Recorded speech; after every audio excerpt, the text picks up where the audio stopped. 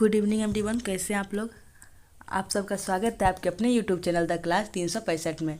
Friends, हम लोग आज से अपनी भारतीय राज्यव्यवस्था की क्लास शुरू करेंगे। वैसे हम लोग के चैनल पे ज्योग्राफी और मॉडर्न हिस्ट्री का क्लास प्रतिदिन चल रहा है और आज से हम लोग पॉलिटी को पढ़ेंगे और इसके बाद हम लोग साइंस के भी क्लास को देखेंगे। तो चलिए आज से हम लोग पॉलिटी शुरू करते हैं। आप लोग रेगुलर ज्योग्राफी और हिस्ट्री की क्लास को भी देखते रहिए। तो भारतीय राज्य व्यवस्था और हम लोग का आज पहला टॉपिक है भारत का संवैधानिक विकास। तो चलिए हम लोग देखते हैं।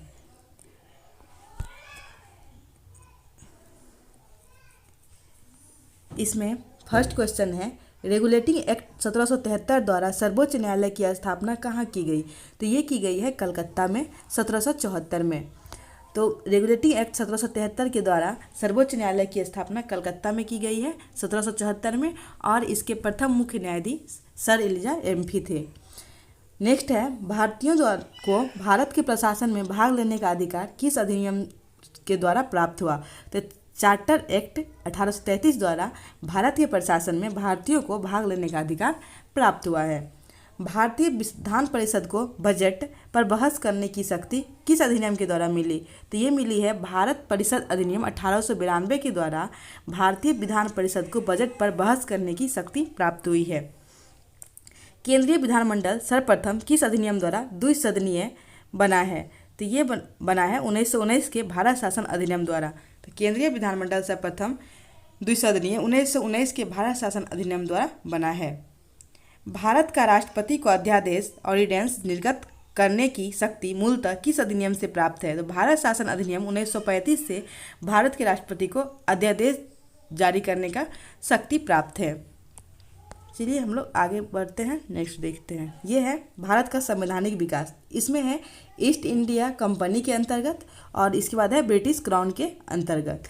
तो ईस्ट इंडिया कंपनी के अंतर्गत regulating act 1773, Pitt's India act 1784, charter act 1793, charter act 1813, charter act 1833 और चार्टर एक्ट 1853। और ब्रिटिश क्राउन के अंतर्गत सबसे पहले भारत शासन अधिनियम 1858, भारत परिषद अधिनियम 1861, भारत परिषद अधिनियम 1892, भारत परिषद अधिनियम 1909, भारत शासन अधिनियम 1919, भारत शासन अधिनियम 1935, भारतीय स्वतंत्रता अधिनियम 1947। तो ये भारत का संवैधानिक विकास दो भागों में बटा हुआ है, ईस्ट इंडिया कंपनी के अंतर्गत और ब्रिटिश क्राउन के अंतर्गत। चलिए आगे बढ़ते हैं। आगे है, केंद्र में द्वैध शासन किस अधिनियम द्वारा लागू किया गया। तो ये किया गया है भारत शासन अधिनियम 1935 के द्वारा। तो केंद्र में द्वैध शासन भारत शासन अधिनियम 1935 के द्वारा लागू किया गया है। ब्रिटिश भारत के किस अधिनियम में संघीय शासन का प्रावधान था। तो ये था भारत शासन अधिनियम 1935 में। तो संघीय शासन का प्रावधान किस में था, भारत शासन अधिनियम 1935 में।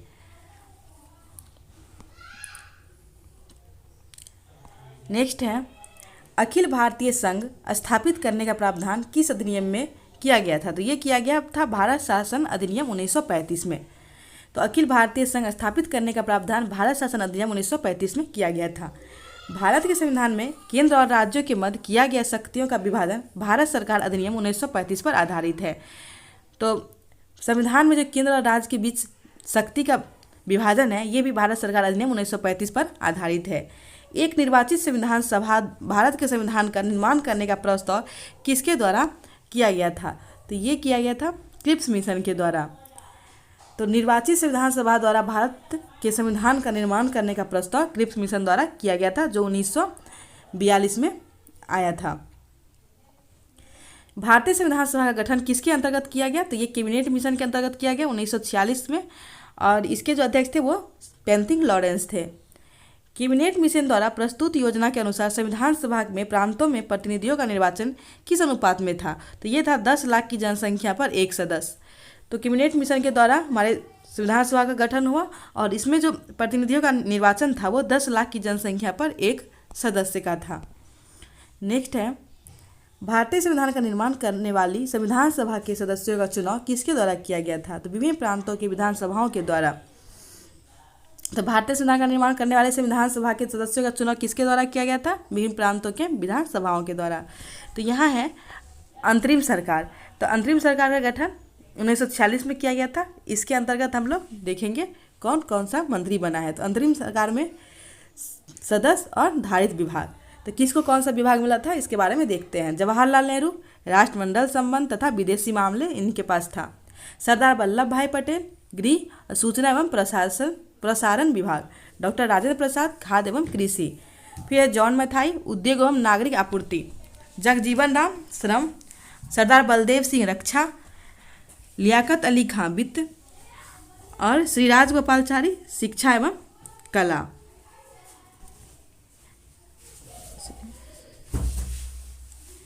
चलिए हम लोग एक बार इसको और देख लेते हैं। तो अंतरिम सरकार में जवाहरलाल नेहरू के पास राष्ट्रमंडल तथा विदेशी मामले थे। सरदार वल्लभ भाई पटेल के पास गृह सूचना एवं प्रसारण। डॉक्टर राजेंद्र प्रसाद के पास खाद्य एवं कृषि। जॉन मथाई के पास उद्योग एवं नागरिक आपूर्ति। जगजीवन राम के पास श्रम। सरदार बलदेव सिंह के पास रक्षा। लियाकत अली खां वित्त। श्री राजगोपालचारी शिक्षा एवं कला। चलिए नेक्स्ट देखते हैं।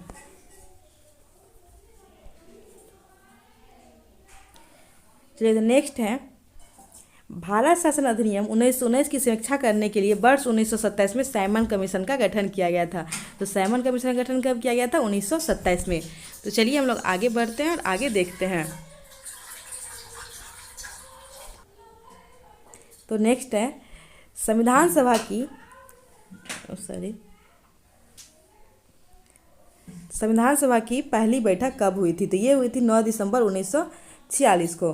संविधान सभा का प्रथम प्रारूप ड्राफ्ट सर B.N. राव द्वारा तैयार किया गया था।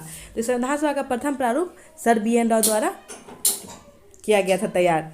संविधान सभा के अस्थायी अध्यक्ष परमानेंट चेयरमैन किसे चुना गया था? डॉक्टर राजेंद्र प्रसाद को चुना गया। और इसका अस्थायी अध्यक्ष सच्चिदानंद सिन्हा को अस्थायी अध्यक्ष चुना गया था। संविधान तो नेक्स्ट है संविधान में पंडित नेहरू द्वारा उद्देश्य प्रस्ताव कब प्रस्तुत किया गया? तो ये 13 दिसंबर 1946 को प्रस्तुत किया गया। तो नेहरू द्वारा उद्देश्य प्रस्ताव कब प्रस्तुत किया गया था? 13 दिसंबर 1946 को। नेहरू द्वारा प्रस्तुत उद्देश्य प्रस्ताव संविधान सभा में कब स्वीकृत हुआ? तो ये 22 जनवरी 1946 को स्वीकृत हुआ। तो 13 दिसंबर 1946 को प्रस्तुत किया गया था और 22 जनवरी 1947 को ये इसको स्वीकार किया गया। भारतीय संविधान के निर्माण काल में के संविधान सभा के कुल कितने अधिवेशन हुए? तो 12 अधिवेशन हुए थे। तो जब तक संविधान बना तब तक कितने इसका अधिवेशन हुए? 12।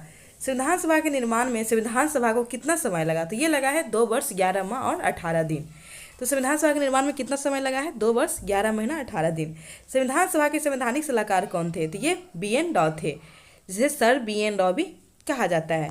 नेक्स्ट है भारत की संविधान वर्तमान रूप में राष्ट्रीय ध्वज को कब अपनाया? तो ये अपनाया है 22 जुलाई 1947 को। तो भारत संविधान वर्तमान रूप में राष्ट्रीय ध्वज को 22 जुलाई 1947 को अपनाया है। संविधान सभा की प्रथम बैठक की अध्यक्षता डॉक्टर सच्चिदानंद सिन्हा जो अस्थायी अध्यक्ष ने की थी। भारत का संविधान कब स्वीकार किया गया? 26 नवंबर 1949 को। भारतीय संविधान पूर्णतः कब लागू हुआ? 26 जनवरी 1950 को। इसको स्वीकार किया गया है 26 नवंबर 1949 को और भारतीय संविधान पूर्णतः लागू हुआ है 26 जनवरी 1950 को। नेक्स्ट है संविधान सभा कॉन्स्टिट्यूशनल असेंबली। 9 दिसंबर 1946 को संविधान सभा की प्रथम बैठक हुई, जिसमें सच्चिदानंद सिन्हा को अस्थायी अध्यक्ष तथा 11 दिसंबर 1946 को राजेंद्र प्रसाद को अस्थायी अध्यक्ष चुना गया। संविधान निर्माण का प्रारंभ 13 दिसंबर 1946 पंडित जवाहरलाल नेहरू द्वारा प्रस्तुत उद्देश्य प्रस्ताव में से हुआ, जिसे 22 जनवरी 1947 को सर्वसम्मति से स्वीकार कर लिया गया। 26 नवंबर 1949 को भारतीय संविधान अंगीकृत एडॉप्ट किया गया, जबकि 26 जनवरी 1950 को इसे पूर्णतः लागू किया गया। ठीक है,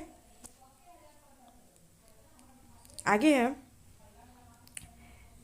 26 नवंबर 1949 को भारतीय संविधान किसके द्वारा अधिनियमित किया गया? संविधान सभा द्वारा।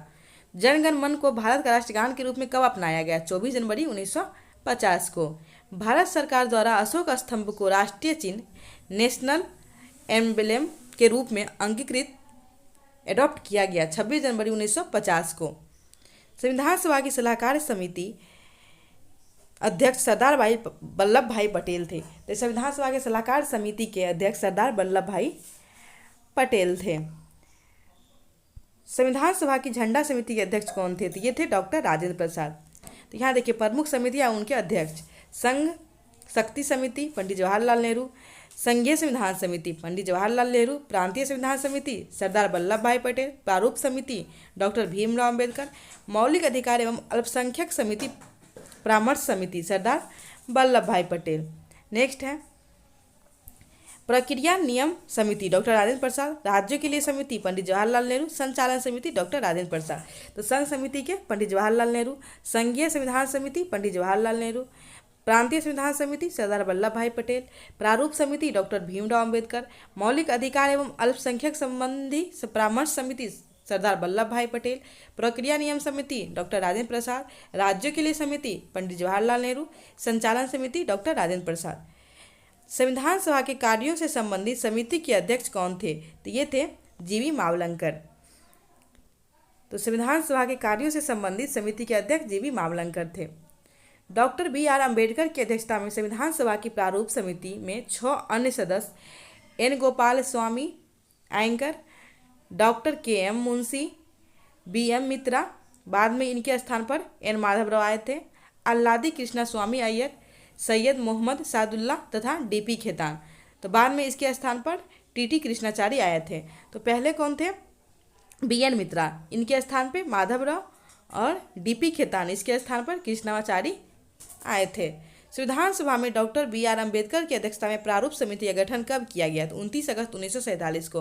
तो प्रारूप समिति का गठन कब हुआ है? 29 अगस्त 1947 को। Doctor B R. अम्बेडकर का संविधान सभा में निर्वाचन किस प्रेसिडेंसी से था? तो बम्बई प्रेसिडेंसी से डॉक्टर बी.आर. अम्बेडकर का संविधान सभा में निर्वाचन था। भारत का संविधान मूलतः 2 भाषाओं हिंदी तथा अंग्रेजी में लिखा गया था और सभी सदस्य इन दोनों प्रतियों पर हस्ताक्षर किए थे। तो भारतीय का संविधान 2 भाषा में लिखा गया था, हिंदी और अंग्रेजी, और इस पे सभी प्रांतियों ने हस्ताक्षर किए थे। तो इसको आप लोग देख लीजिएगा। ये था भारतीय संविधान का संवैधानिक विकास। और हम लोग का नेक्स्ट टॉपिक रहेगा संविधान के विभिन्न प्रावधान व उनके स्रोत। तो आज के लिए इतना ही रखते हैं। अगर आप लोग को पसंद आया हो तो इसको लाइक कीजिएगा, शेयर कीजिएगा।